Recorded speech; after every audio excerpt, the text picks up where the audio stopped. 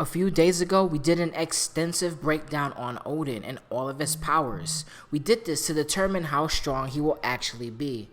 In this video, I'm going to break down everything Atreus can do and show you all how strong he actually is.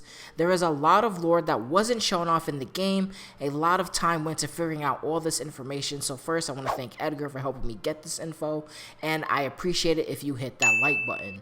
Now here are some of the correct answers in the previous video's trivia question. This video's trivia question is, Kratos quoted Zeus at some point in God of War 2018. What was the quote? Type your answers now and reply to yourself to see if you got it right or wrong. Let's get right into the breakdown. First, let's talk about evidence of Atreus' true strength and all the crazy abilities he can do. Now, his bow is actually pretty special, and so is Atreus' vision. In lore and legends, while he was sitting, he was whispering runes he was reading to himself. He suddenly felt an energy that started in his chest and flowed down into his arms and his legs. And for a moment, he said he could see blades of grass over 50 meters away, and if he had his bow and arrow in his hand, he can actually perfectly shoot the blades of grass. Speaking of his bow, it seems to be quite magical as well and not a normal bow. During a description of the revenant enemies in the game, Kratos described their teleportation and evasiveness as slipping through sheets of reality. That's why he can't hit them with his axe unless Atreus hits them with his arrow.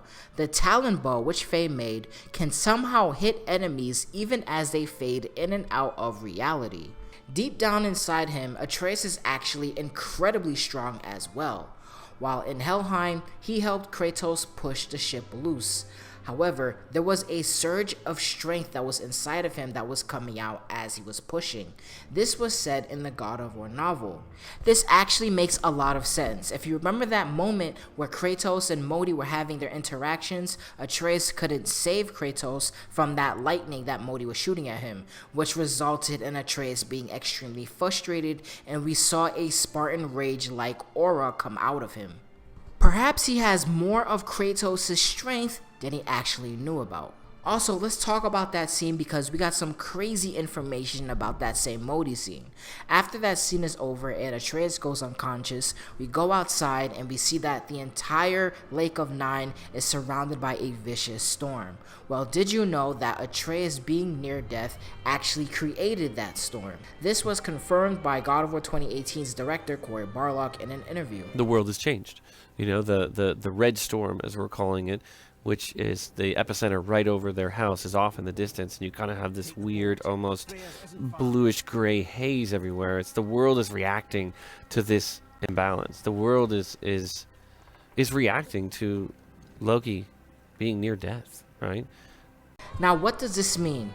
Cory said that the world is reacting to Atreus being close to death. So Atreus somehow is connected to this reality and the Norse world in general.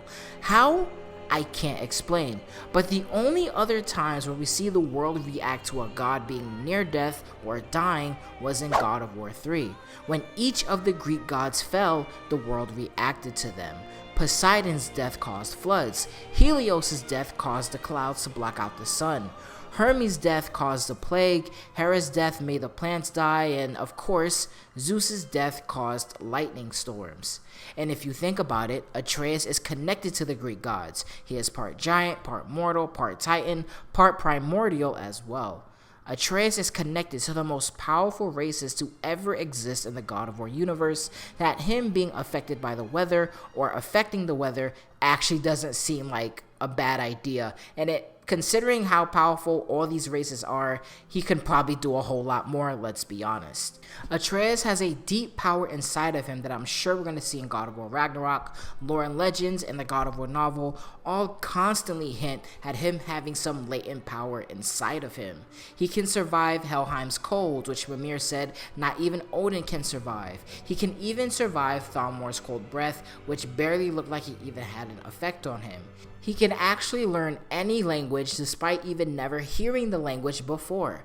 For example, there was a troll that was attacking both Kratos and Atreus, and in the God of War novel, Atreus actually understood what the troll said.